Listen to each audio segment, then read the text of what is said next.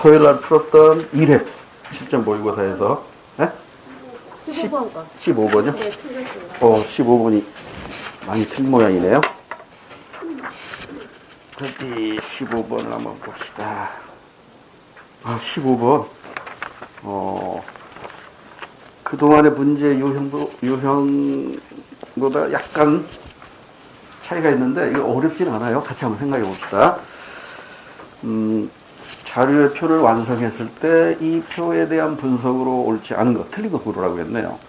세대 간 계층 이동 결과를 나타낸 다음 표의 빈칸을 완성하시오. 단, 부모 세대 상층인 자녀 중 하층으로 이동한 자녀는 없다. 이게 결정적인 힌트죠. 그러면 요거 빈칸을 완성할 수 있겠죠. 자, 이쪽이 부모네요. 이쪽이 부모고, 이쪽이 자녀.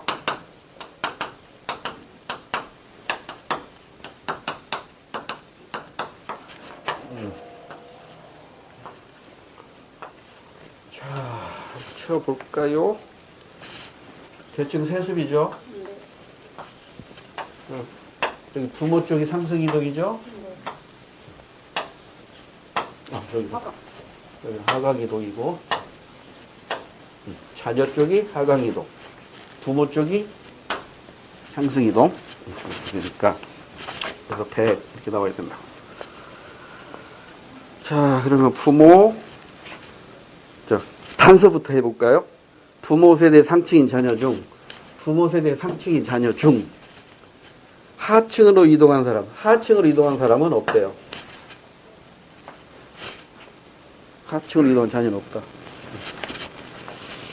그 다음에 여기가 0, 30, 60 피라미드형이네. 부모 세대는 피라미드형이네요.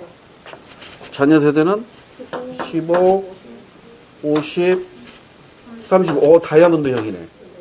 그러니까 항상 우리 문제 풀 때 중층을 포인트에 맞춰야 된다고 그랬어요. 중층이 부모 세대보다 자녀 세대가 많다고 그러면 사회가 안정된 거예요. 사회가 안정된 거고 빈부격차가 완화된 거고 양극화가 완화된 것이다. 이렇게 보시면 돼요. 그 다음에 지금 여기 이게 7 나와 있고 20 나와 있고 30 나와 있고 나머지는 지금 빈칸이란 말이에요. 그러면서 메꿀 수 있잖아요. 이게 10인데 3이네. 3. 그럼 이렇게 가면 50이니까 27이네. 이렇게 해서 60이니까 3이네. 이렇게 15니까 5네. 이렇게 30이니까 5네. 끝났네.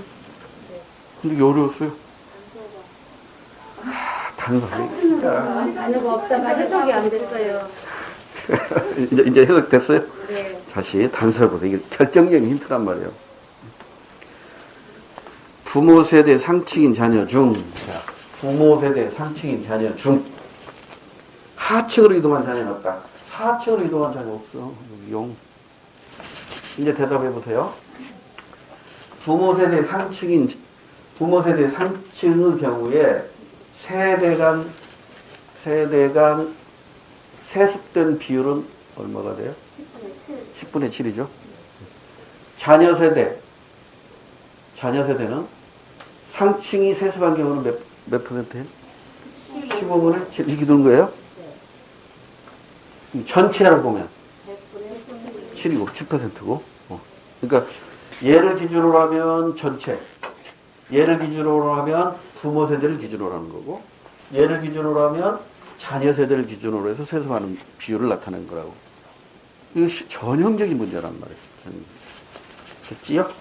그럼 1번. 부모 세대의 계층주의가 대물림된 비율은 57%이다. 부모 세대의 계층주의가 대물림된 거 더해봐야지. 57%예요. 그리고 상승이동한 건? 상승이동은 얼마예요? 35%. 이게 상승이동. 그러면 57에서 35 빼면 하강이동이 있겠지? 이게 더하면 하강이동이에요. 그래서 사회 이동이 많아요? 계층 세습이 많아요?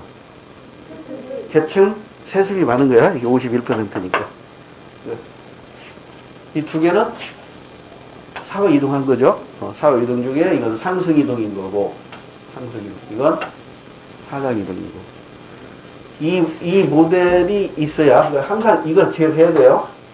자, 이거 다시 이제 이거 여기가 자녀고 여기가 부모야.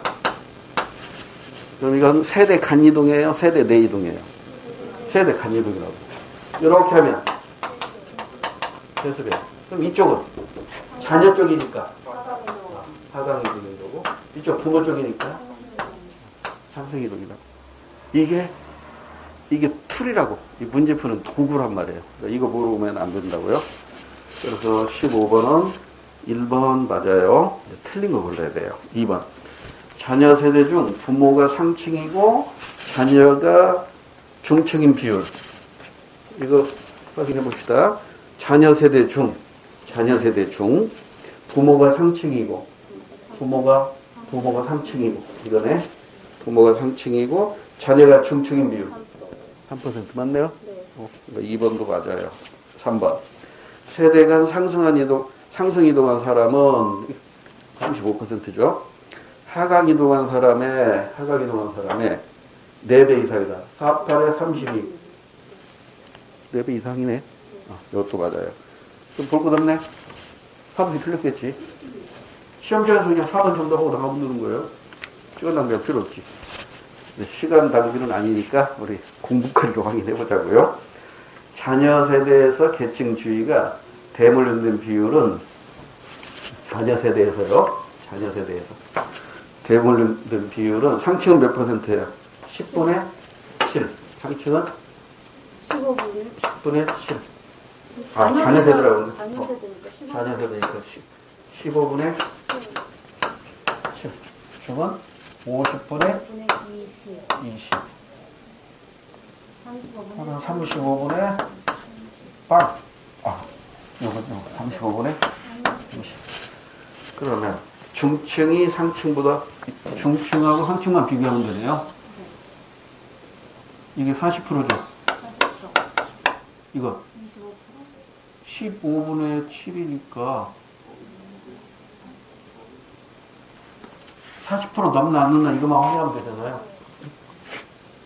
15 나누기 7하면 4, 7에 아니 7 나누기 10. 큰일 났다. 이렇게 아침에 약을 안 먹고 하는다고. 이게 7 나누기 15잖아요. 그렇죠. 4 하면 4, 5, 20. 60이잖아. 그럼 10 나왔고 4보다 크네. 40보다 크네. 이게 40이고 상층 높아요. 자, 또 질문 있으면 해보세요. 다른 거 다 별로 어려운 거 없죠? 그럼 이제 2회로 넘어갈게요. 2회에서 질문. 많이 틀린 게 몇 번일까? 10번 문제 보세요. 10번 문제는 제가 왜 이 문제를 여기다 뒀냐면, 이게 수능에서는 자주 나와요. 근데 우리 시험에서는 거의 안 나오고 있거든요. 수능에서 자주 나왔던 것이 우리 공무원 임용시험에서 그대로 원용하거든요. 빌려서 내거든. 근데 이게 작년에 나왔다고. 가장 싱싱한 문제라고. 혹시 몰라서, 우리 이번 시험에 출제될지 몰라서, 요 문제 하나 선택을 했는데, 다음에, 올해 수능 문제를 좀 변형시켜가지고, 다음에 동형 모의고사 때 한번 풀어보자고요. 올해 수능하고 평가 모의고사 문제를 제가 이제 오지선다니까 수정할 거예요. 수정해가지고, 우리 임용시험 수준에 맞춰가지고 여러분에게 이제 풀도록 할 거니까 조금만 기다리시고요. 자, 10번 문제는 역시 도표 분석 문제인데, 이게 사회문화 과목에서 점수 차이가 나서 당락이 결정된다면 바로 이 도표 문제라고 해요. 도표 문제. 수능에서는 도표 문제가 3문제 내지 4문제 나와요. 반드시 나옵니다. 근데 우리 시험은 한 문제 나올 수도 있고 안 나올 수도 있어요. 우리 시험에서는 사회문화가 5문제 나오니까 그 중에 한 문제가 도표 분석 문제로 나올 수도 있고 안 나올 수도 있다고. 그러니까 무시하고 공부를 안 했다. 아, 그러면 타격이 있을 수 있어요. 나왔다면 이건 점수 주는 문제거든요. 도표 문제는 우리 시험에서 그렇게 어렵게 못 내요. 1분 안에 풀어야 하기 때문에. 그래서 최소한의 기본적인 툴만 가지고 있어도 다 풀 수 있단 말이에요. 그러니까 그걸 기억해야 되는데. 자, 이 문제도 그거예요. 이 문제도 이 표를 보면 표를 써놓고 보자고요. 여기 구분 유소년 부양비 노년 부양비 수십년 2000년 2010년 그래서 40, 10 33, 12 20, 20 이렇게 됐다고. 작년 수능 문제, 도표 분석 문제 보니까요, 우리 시험에서는 그렇게 낼 수가 없을 그런 문제들이 나와요. 함수를 이용해서 풀어야 돼. 그래서 이 사회문화가 오히려 법과 정치, 정치와 법과 정치나 경제보다 등급 컷이 낮다니까요. 왜냐면 도표 문제에서 애들이 많이 틀려버리니까. 그러니까 법과 정치는 만점 많이 나와요. 경제도 만점 많이 나와요. 근데 사회문화는 만점 안 나온다니까. 이 도표 문제 때문에. 근데 우리 시험에서는 그렇게 못 내요, 시험을. 그러니까 기본적인 그 틀만 알고 있으면 어떤 문제 나와도 우리 다 맞을 수 있으니까. 그러니까 우리 시험 문제는 많이 나와요, 한 문제입니다. 도표 분석 문제는 많이 나와요, 한 문제인데 그 한 문제가 단락을 결정할 수 있으니까 최소한의 대비할 건 대비해가자 이 말이에요. 지금 여기 보면 새로운 용어가 나와 있죠.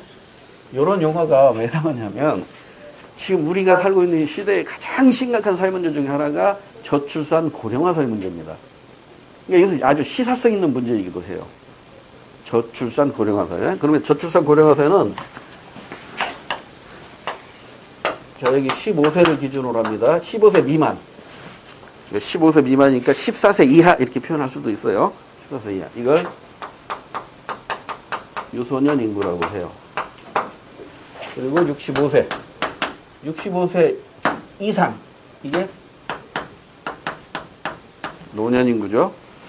그러면 15세 이상. 15세 이상 64세까지 또는 65세 미만까지. 그러니까 15세 이상 64세까지 이게 생산인구예요. 생산인구. 그런데 이걸 이렇게 표현할 수도 있어요. 이 생산인구가 돈을 벌어서 유소년 인구와 노년 인구를 먹여 살리는 거죠. 그러니까 이 생산인구가 먹여 살리는 인구고 유소년 인구와 노년 인구는 부양을 당하는 인구라고. 부양을 당하는 인구다. 그러니까 피부양 인구다. 이렇게 표현하죠.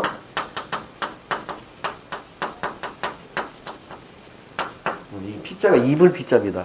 그러니까 부양이라는 이불을 덮은 거야. 부양을 당하는 거지.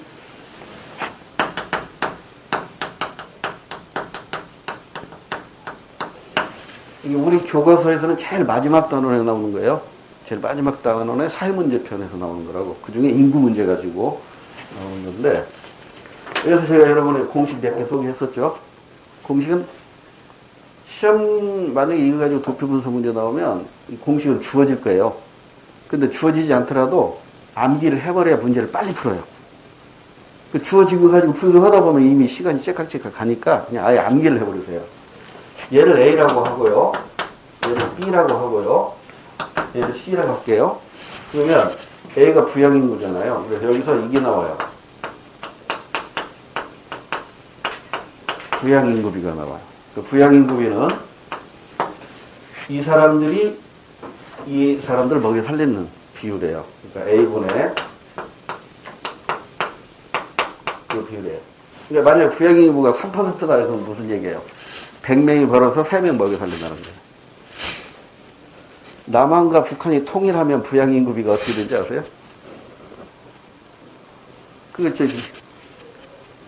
흡수 통합비 통일을, 흡수통일이니까 우리 남한에서 북한 주민들 먹여 살려야 된다고. 동서독이 통일돼가지고 서독이 동독 먹여 살렸듯이. 그래서 그것 때문에 서로 불만이 했잖아요. 그게 얼마나 나오냐면 200이 나옵니다. 200.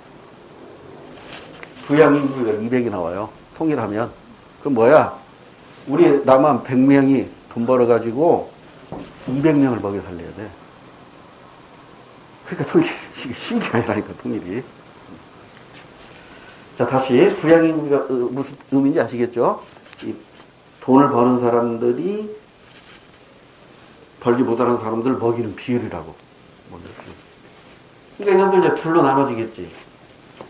유소년 부양비가 있고 노년 부양비가 있겠지. 그러니까 얘를 기준으로 B만 계산하면 그게 유소년 부양비겠지. 그러니까 이렇게 하면 유소년 부양비인 거고, 이렇게 하면 노년 부양비 얻는 거라고. 그러니까 유소년 부양비하고 노년 부양비를 합치면 뭐가 돼요? 부양인구비가 나온 거야. 그러니까 얘하고 얘를 합치면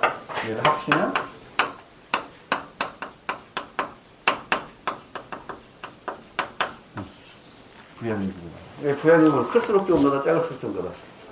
작을수록 좋아. 작을수록.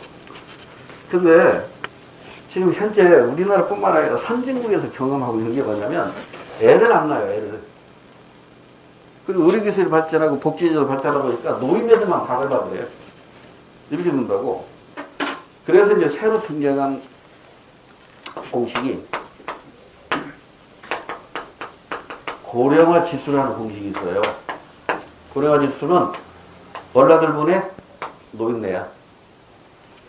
얼라들 분의, 그러니까 유소년 인구에 대한 노인 인구 비율이야. 이게 7%면 고령화 사회, 14%면 고령 사회, 20%면 초고령 사회야. 여기 청주는 어때요? 청주? 고령 사회 이미 넘어선 걸로 알고 있어요. 곧 초고령 사회 됩니다. 청주도.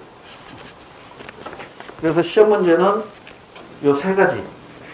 요거 세 가지로 요거 가지고 이제 시험 문제를 낸다고.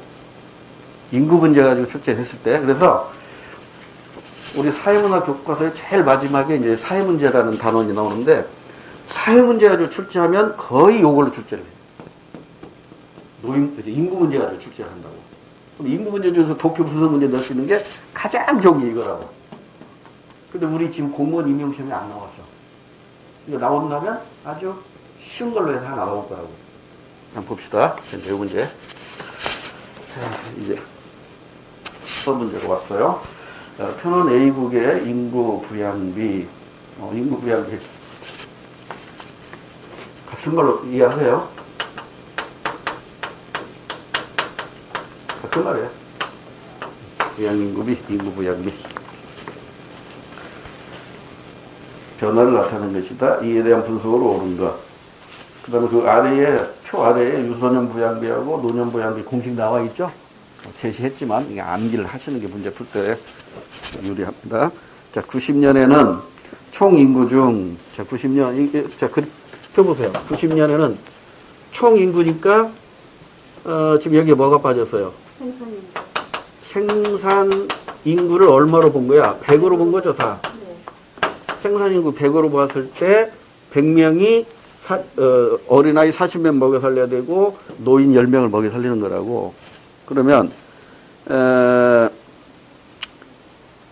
90년에는 총 인구는 그럼 얼마가 되는 거예요? 총 인구는 150 중에 65세가 차지하는 비율. 65세니까 노년 인구. 유소년 인구와 65세 노년 인구가 차지하는 비율이니까 50 곱하기 100 하면 이거 얼마 나와요? 3분의 1이죠. 3분의 1이니까 33% 정도 나오네. 33% 정도. 근데 50이라고 했으니까 이건 틀린 거죠. 그냥 이걸 다 더해버린 것에 불과하잖아요. 잘못됐고 1번 틀렸고 2번 2000년에 유소년 인구 100명을 부양하는데 생산 인구 33명이 필요하다. 거꾸로 돼 있죠. 생산 인구가 벌어서 유소년 인구도 먹여 살리고 노년 인구도 먹여 살리는 거니까 2번은 거꾸로 돼 있습니다. 3번. 유소년 인구 대비 노년 인구 비율. 이걸 뭐라고 한다고 그랬죠? 고령화 지수라고 합니다. 고령화 지수는 계산해야겠네. 90년의 고령화 지수가 얼마예요? 4분의 1. 그러니까 25%죠? 25%. 그 다음에 2010년에는 20분의 20이니까 100% 나오는 거잖아. 그러니까 20년이 훨씬 크죠? 반대로 돼 있어요. 3번도 반대로 돼 있어요. 그러면 이제 시험장에서는 4번 정답 치고 가면 끝나. 시간 낭비할 필요 없이. 이 시간은 공부 시간이니까 확인해 보자고요. 총 인구 중 65세 이상 인구가 차지하는 비율은 2010년은 140분의 20이고요. 그 다음에 90년에는 150분의 노년이 10이란 말이야. 그럼 어느 게 커요? 이게 훨씬 크잖아. 이거 분모는 작으면서 부자는 크니까. 이게 크죠? 2010년이 큰데 2배보다 크다? 2배보다 크다? 그래서 또 해야겠네. 총 인구 중 65세 이상 참고인은 2010년이 2배보다 커요? 분모를 똑같이 해줘야 되잖아. 2배보다 더 크겠다. 왜 그래요? 이게 만약에 150분의 20이라면 2배잖아. 근데 140분의 20이니까 2배보다 더 큰 거지. 초등학교 산수가 가끔 어려울 때가 있어요. 안 써먹으니까. 구구단 뒀던 때는 생각 안 날 때 있잖아. 다시 150에 10에 150분의 20이 이게 2배잖아요. 근데 150보다 140이니까 분모가 작아졌으니까 2배보다 큰 거다 이 말이에요. 됐지요? 그 다음에 어디로 가볼까요? 예? 13번이요? 13번. 이거 국가직에서 한번 나왔던 거죠? 유사한 게 국가직에서 나왔던 건데.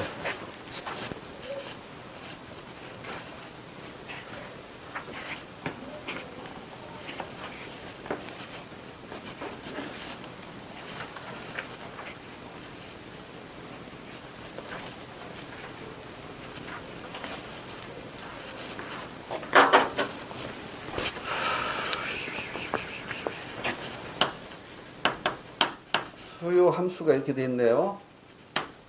2분의 1p 플러스 200. 공급 함수는 이렇게 되어 있네요. 마이너스. 그러면 여기에서 균형 가격하고 균형 거래량 구할 수 있겠죠. 수요와 공급량이 일치하는 데서 균형이 이루어지는 거니까 마이너스 2분의 1p 플러스 200하고 p 마이너스 100하고 같은 점에서 균형 가격과 균형 거래량이 결정이 되겠죠. 그럼 이제 얘를 이쪽으로 이항시키면 2분의 3p가 되겠죠. 2분의 3p니까 이렇게 쓰고, 그 다음에 얘를 이쪽으로 이항시키면 300이네. 300이네. 그럼 이걸 역수로 해놓고 이렇게 곱하고 이렇게 곱하면 되잖아요. 3p 이퀄 600이야. 뭐로 p는 200이야. 그러면 q는 200을 여기다 넣어. 200을 넣으면 200 마이너스 100이 q가 되는 거죠. 그럼 얼마야? 100이지. 그러면 보세요. 자, 일단 이거 정도 해놓고 1번. 시장 균형일 때 가격은 100이 아니라 200이야. 그러니까 1번 지우고. 2번. 시장 균형일 때 거래량은 150이다. 지우고. 100이니까 지우고. 그 다음에 시장 균형일 때 생산자 잉여, 이거 잉여 문제라고. 이 잉여 문제가 이게 옛날 교과서에서 있다가 없어졌다가 다시 들어왔다고. 그러니까 교과서에 지금 다시 들어왔기 때문에 이제 출제되기 시작하는 거예요. 그러면 이 함수를 이용해서 그래프를 그릴 줄 알아야 돼. 이게 뭐라고 그랬어요? Q축과 만나는 숫자라고, Q절편. Q축과 만나는 게 플러스 2점을 지나는 거야. 뭐가? 수요 곡선. 그럼 이게 뭐였어요? 기울기야. 이 기울기를 또 뭐로 의한다고 그랬죠? 탄력성. 오케이. 탄력성을 의한다고 그랬죠. 탄력성이 1보다 작잖아. 그러니까 탄력적이야, 비탄력적이야? 비탄력적이야. 그러니까 기울기가 급할까, 완만할까? 급해요. 급하겠지. 네. 탄력적은 완만하지만. 그러니까 이게 기울기가 가격이 이만큼 변할 때 수량은 1만큼 변한다는 얘기잖아요.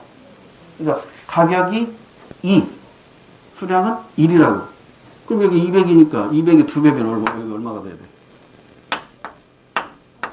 400이 나와야지. 그럼 400에서 이쪽으로 이렇게 200. 이게 디맨드 커브가 되는 거지. 그래서 가격 변동 분의 수량 변동분, 이게 소요 곡선의 기울기란 말이야. 400분의 200. 400분의 2분의 1. 그러니까 기울기 마이너스. 그 다음에 공급 곡선은 우상향이지. 우상향인데 추절편이 얼마야? 마이너스 100이네. 마이너스 100이네. 마이너스 100을 지나면서 기울기가 얼마야, 여기는? 1이지. 당이 탄력적이잖아. 당이 탄력. 그러니까 1이니까 여기도 100을 지나면서 이렇게 해가지고 이퀄점에서 가격이 얼마, 여기? 200. 거래량이 얼마? 100. 이렇게 되는 거야. 이걸 유도할 줄 알아야 돼요. 됐지요? 자, 그러면 이게 뭐예요? 소비자 잉여. 그럼 얘 곱하기 얘 나누기 2 하면 되겠지? 얘가 얼마야? 여기 옆에. 얘가 얼마야? 200. 200에 100을 곱하니까 3만원인가? 3만이잖아요? 죄송합니다. 오늘 아침부터 왜 이래? 200 곱하기 100이니까 2만. 2만을 이제 둘로 나눠야지. 그럼 만이네. 소비자 잉여는 만. 그 다음에 이제 요게 뭐예요, 요게? 요게 생산자 잉여. 그러면 얘 곱하기 얘잖아. 여기 100이니까 여기 100이죠? 100 곱하기 100 만이네? 만 나누기 2 5천이네. 그러면 사회적 잉여는 얼마? 이거 합치면 사회적 잉여다. 사회적 잉여는?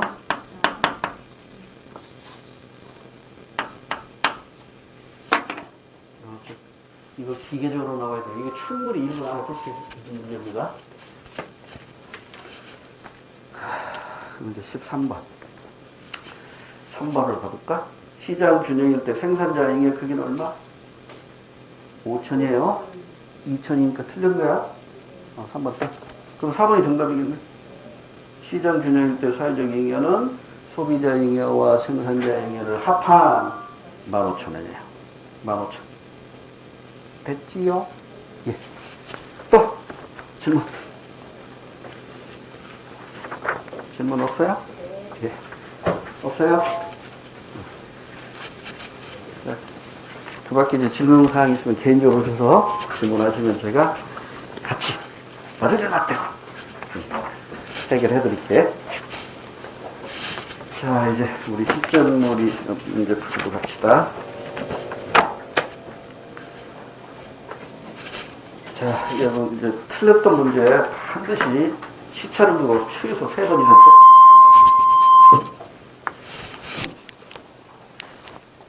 이제. 3번 이상 풀어야 돼요. 또 줄이니까 너무 소리가 나.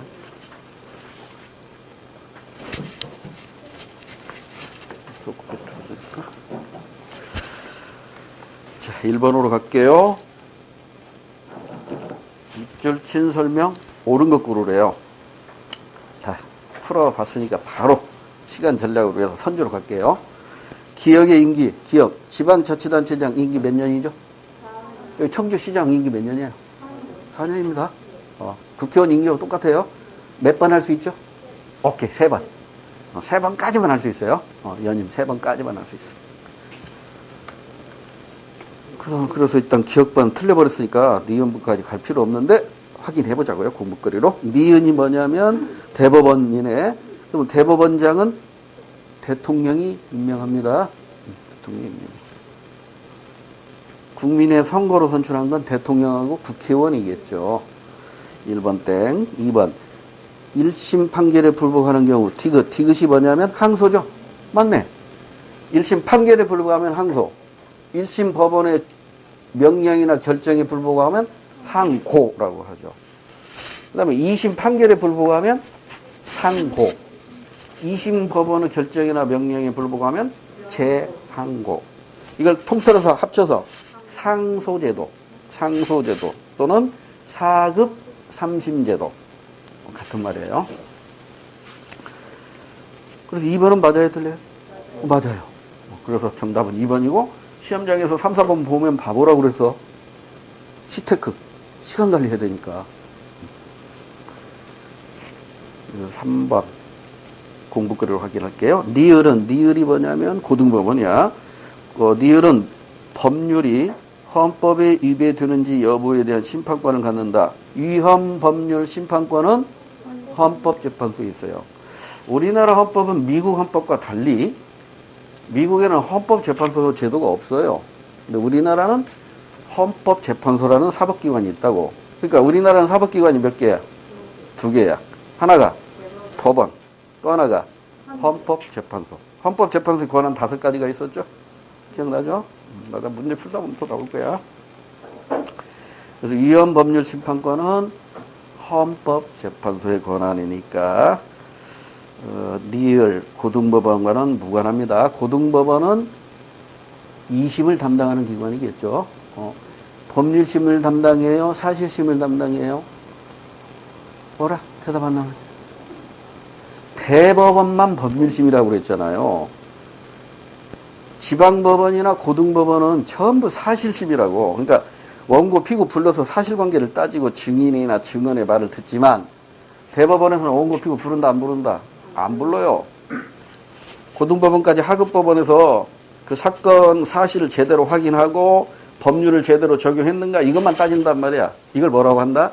법률심이라고 해요. 그러니까 대법원만 법률심이고 지방법원이나 고등법원은 사실심을 하는 사법기관이다. 이렇게 알아두세요. 이것도 다 시험 문제에서 언급됐던 얘기들이에요.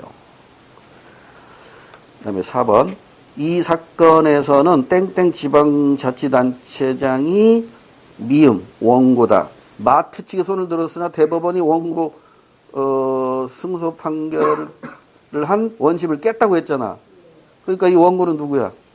대형 마트 쪽이지. 대형 마트. 이거 다 읽어보셨죠? 네. 원고 지금 대형 마트가 소송 거는 거잖아. 근데 4번은 지방자치단체장은 피고가 되는 거겠지. 원고가 아니라. 됐습니까? 예, 넘어갑니다. 2번. 어떤 기업이 컴퓨터형 책상 A를 출시한 후 다음과 같은 현상이 나타났다. 이에 대한 타당한 분석은 A 컴퓨터형 책상 가격을 10% 올리자 매출액이 5% 줄었대. 가격 올리니까 사 안 사? 안 사죠. 그럼 탄력 비탄력? 탄력이네.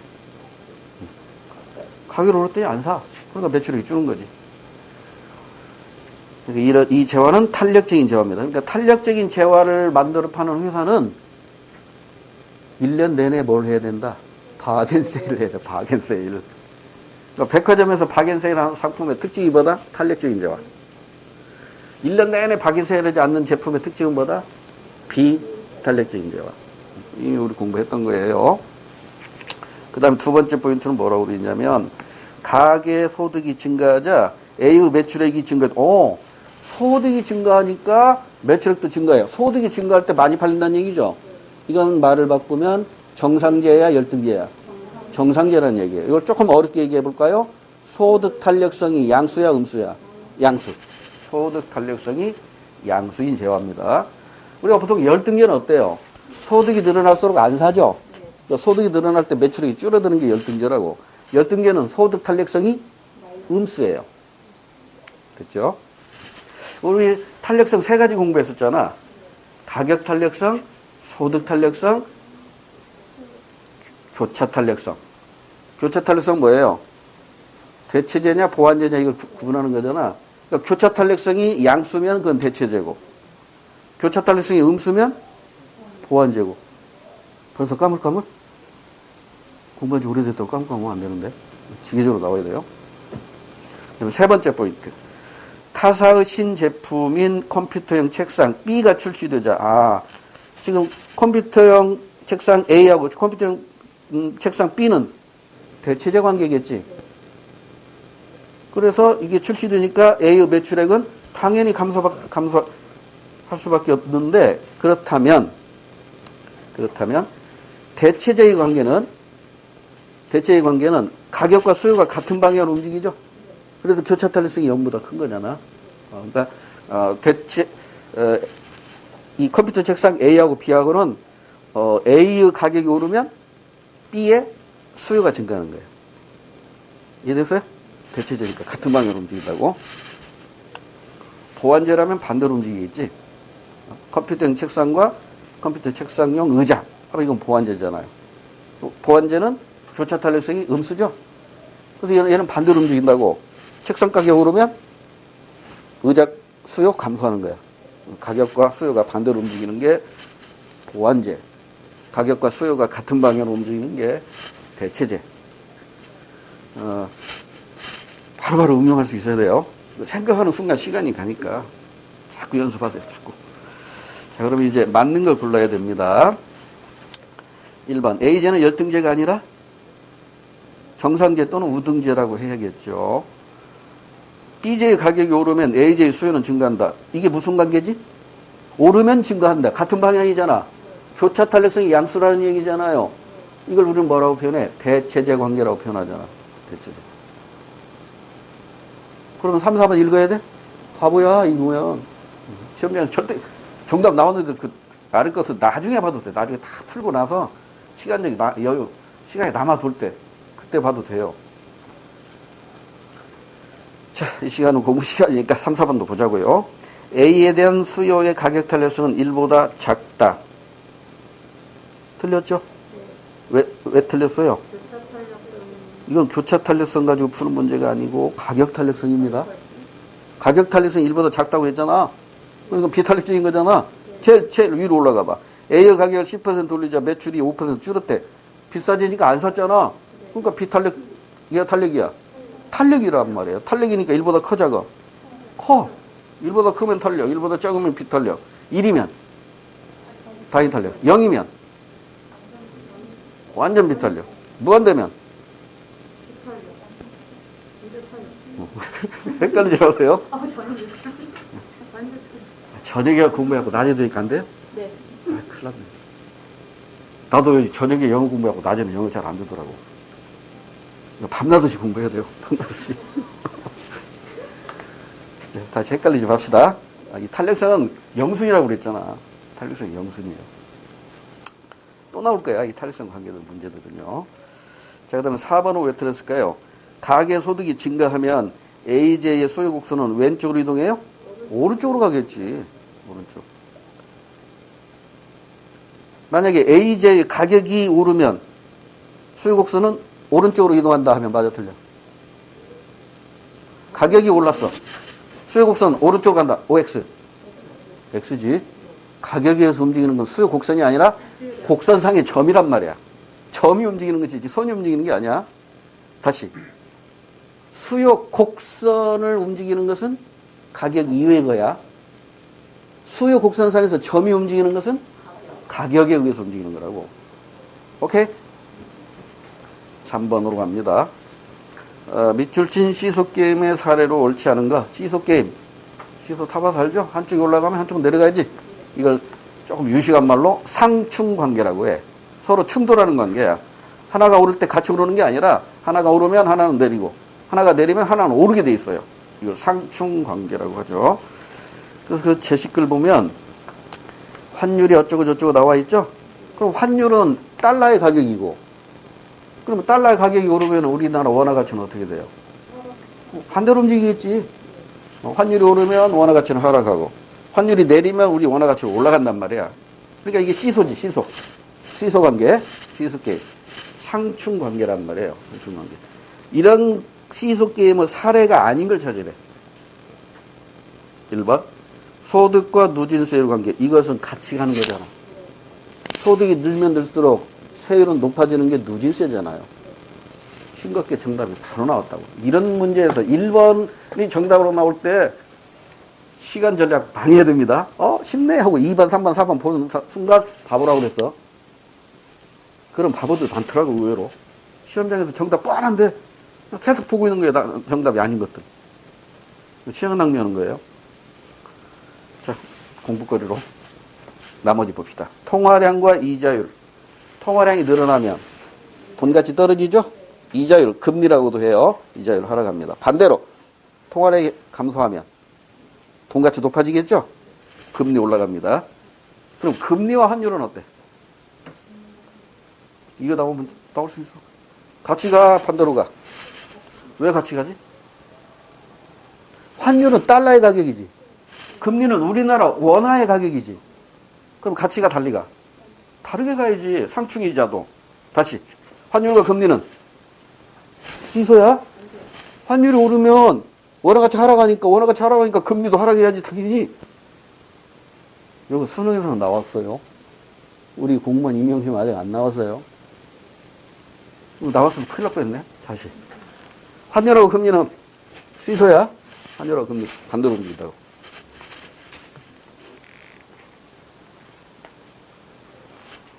환율하고 주가는?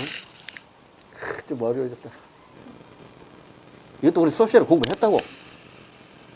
환율하고 주가는? 야도 시소야? 반대로 움직인다. 나중에 설명 다시 할게요. 자, 지금 반대로 상충관계 지금 묻고 있잖아. 여기 나와 있는 게 이제 안 묻는다고 다른 거 가지고 물어보지. 자, 금리와 환율. 상충관계야? 환율과 주가. 상충관계야? 상충관계. 금리하고 주가? 그건 좀 생각을 해봐야겠네. 왜냐면, 주가하고 돈가치하고는 바로 연결시키기 어렵잖아.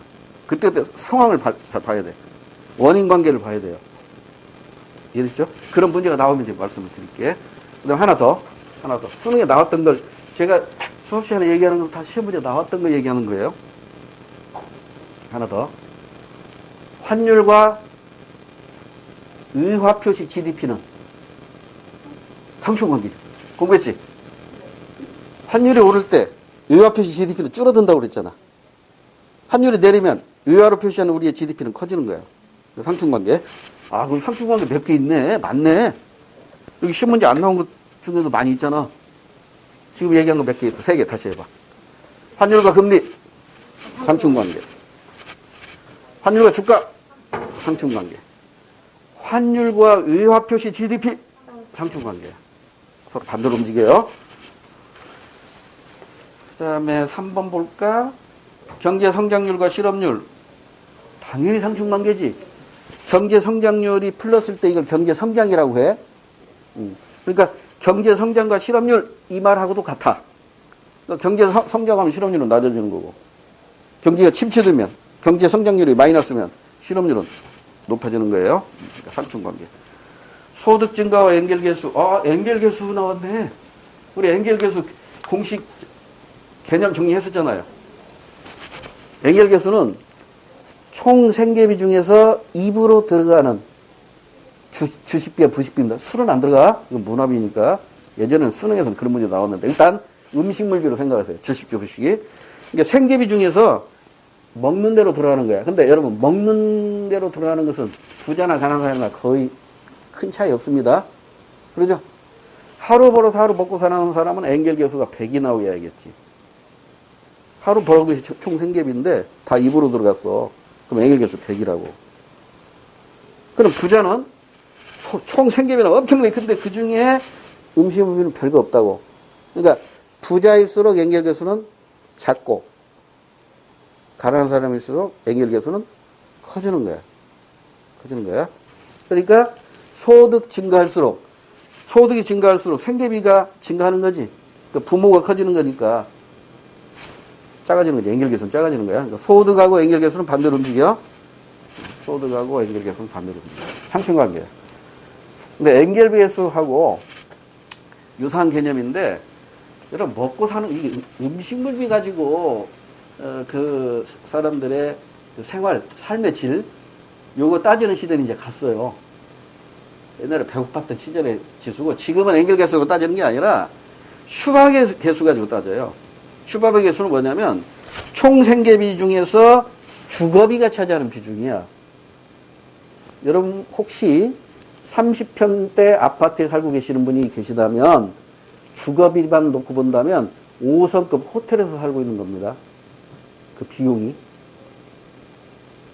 5성급 호텔에 비용을 들이면서 생활하고 있는 거라고 생각하시면 돼요. 그 정도 우리나라 주거비는 비중이 크다고. 그러니까 그 집 한 채 사는데 자기의 월급을 하나도 안 쓰고 몇 년 벌어야 되느냐, 이 개수가 있잖아요. 가끔 나오죠, 뉴스에. 우리나라 몇 년이야? 17년인가 18년인가 돼요. 하나도 안 쓰고 한 20년 모아야 집 한 채 산다고. 이러니 삶의 질이 뭐가 되냐고. 그래서 요즘에는 엔겔계수가 내가 안 따져요, 삶의 질을. 슈바베 계수로 따집니다.